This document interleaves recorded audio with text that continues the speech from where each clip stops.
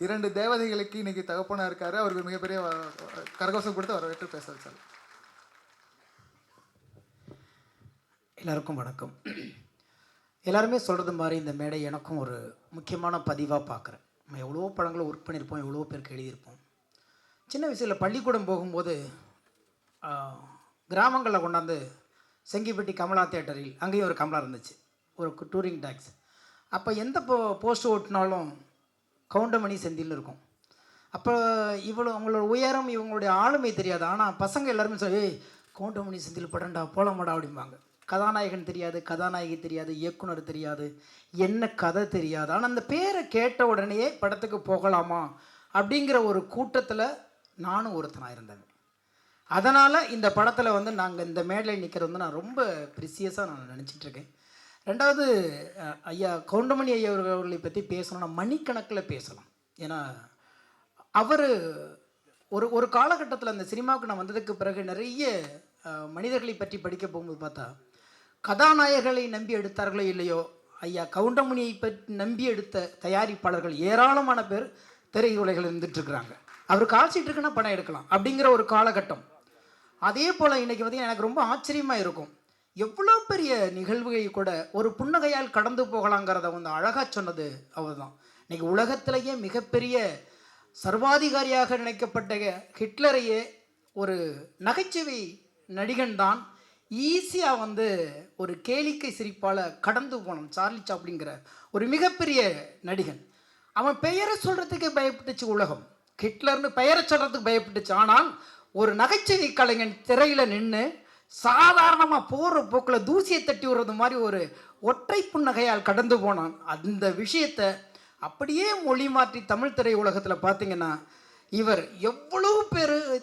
எவ்வளோ பெரிய விஷயங்களையும் ஈஸியாக ஒற்றை சிரிப்பில் கடந்து போக கற்றுக் கொடுத்தவர் ஐயா கவுண்டமணி ஐயா அவர்கள்.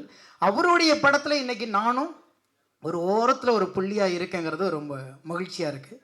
இந்த படத்துக்கு நான் இங்கே இருக்கிறதுக்கான காரணமாக இருந்தது இயக்குனர் ராஜகோபால் சார். அவர் 10 வருஷத்துக்கு முன்னாடியே என்ன கதாநாயகனை வச்சு படம் எடுக்கிறதுக்கு ஒரு கதை சொல்ல வந்தார். அன்னையிலேருந்தே நாங்கள் சிறந்த ஒரு நட்போடு நாங்கள் அங்கே பழகிட்டு இருக்கிறோம். அப்போ நாங்கள் ஒரு முடிவு பண்ணோம், ஆனால் கவுண்டமணி ஐயா பேசின பஞ்சு டயலாக்லாம் வச்சு ஒரு பாட்டு பண்ணலாமான்னு. எடுத்தோம்னா கொட்டுது, ஒரு 50 பாட்டு பண்ணலாம் போல இருக்கு, அவ்வளோ நகைச்சுவைகள்.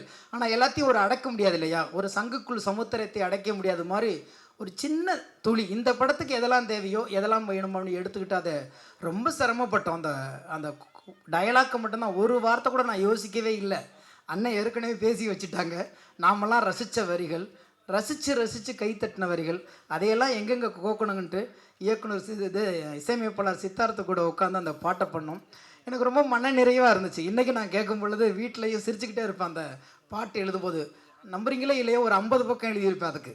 ஏன்னா அவ்வளோ டயலாக்லேருந்து எடுத்து கொஞ்சம் கொஞ்சமாக நாங்கள் சேகரித்து ஒரு அழகான ஒரு ரசனைக்குரிய ஒரு பாடலாக கொடுத்தோம்.